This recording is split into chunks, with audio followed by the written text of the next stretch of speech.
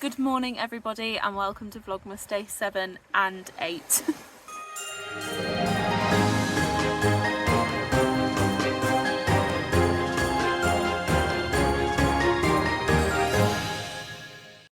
So before I start this video there are a few disclaimers. Number one being it is neither day 7 or 8 at the moment.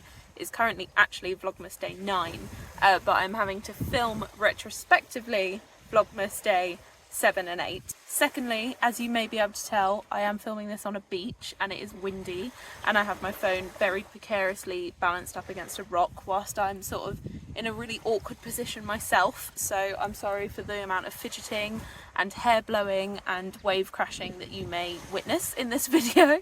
And finally, as you may be able to tell, we are no longer in Mount Maunganui. We have in fact got to our next destination, which I will save until you watch Vlogmas day 9, which is actually today, because then you'll see where we are and what we're up to. But essentially I didn't really get a chance to film for days 7 and 8 because we went to Gisborne to stay with a family friend of ours and her extended family. Big crowd of people in a house that I wasn't familiar with people I wasn't familiar with, so I didn't feel overly confident getting a camera out, filming what was essentially their family weekend that we tagged along onto. Just felt a little bit wrong just to get the camera out and pretend to be an influencer all of a sudden. Instead, what I thought is I'd film a couple of clips here and there where I could, and then after the weekend sit down like this, talk you through what happened and insert some clips. So that is what I'm going to do.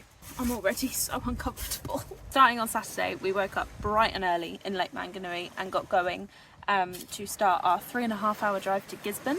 So we were on the road by sort of just gone 6 o'clock in the morning and I did the majority of the driving. I did get Sam to take over for the last hour or so because a good 90% of that drive is going through a gorge, which is visually stunning and beautiful to witness, but not so fun when you're a driver because it is lots of windy roads, narrow roads, falling rocks, cliff edges, all sorts. So I did the majority of it, and then right towards the end I asked Sam to do the last final chunk. We arrived in Gisborne, met up with Lydia and her family who we hadn't met before, so it was lovely to meet a few new faces.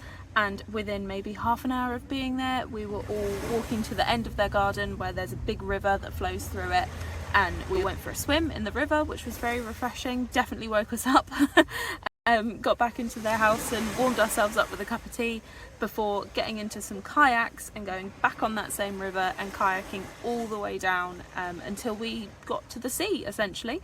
Me and Sam were in a dual kayak together, so I was in front and Sam was behind, and we amazingly stayed in the kayak the entire time and we actually communicated quite well. So we were ahead of the rest of the group, we were powering through.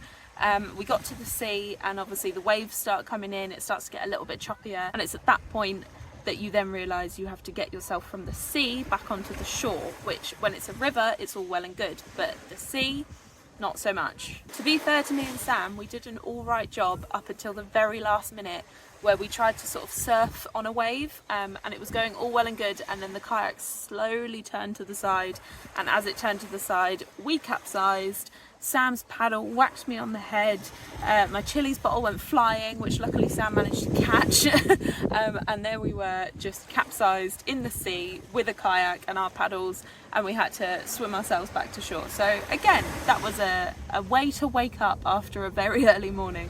When we were then eventually back on dry land at the beach, we all just chilled for a little bit, sunbathed in the sun. I found a dog, as I always do, played a little bit of fetch with the dog, and then we eventually headed back home for a well-deserved nap. We then ended our first night in Gisborne with a big family meal before eventually calling it a night for good. We woke up bright and early on Sunday, so Vlogmas day 8, and me and Sam had a day to ourselves. We separated from the family for the day and we went off to a place called Ray Ray Falls. The really cool thing about Ray Ray Falls is there's a naturally occurring rock slide which loads of locals and tourists go to, especially in the summertime, and you basically bring a boogie board, an inflatable mattress, anything, and you slide down it and you end up in the lake at the bottom.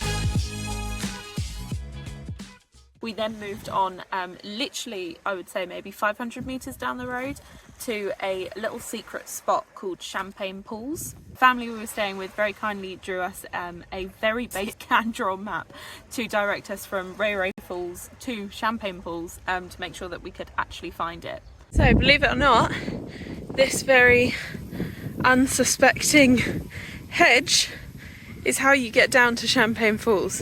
So if it wasn't for the 2-3 other parked cars here, we would have no idea what was behind all of this.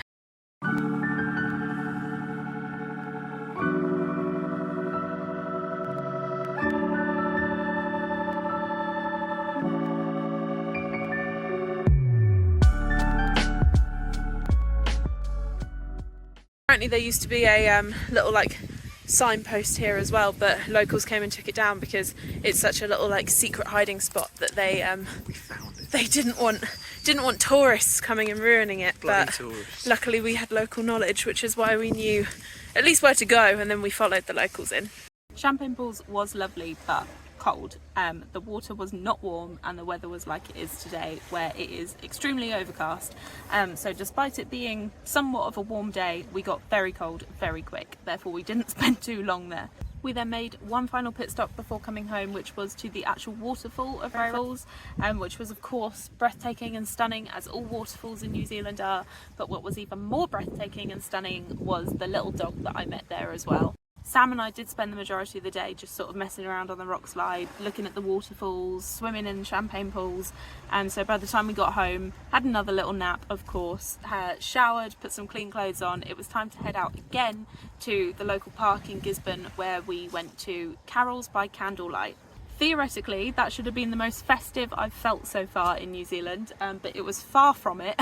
There's something about hearing Away in a Manger whilst you're sat in a park eating a picnic and it's still light out at 8:30 at night that just doesn't quite feel like Christmas. So I think I finally brought you up to speed to Vlogmas Day 9, which I have filmed normally today, and that will be its own video which I put up separately.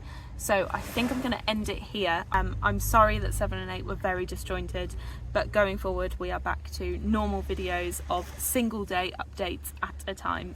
So I will see you for Vlogmas Day 9, where I suspect I will probably look exactly like this.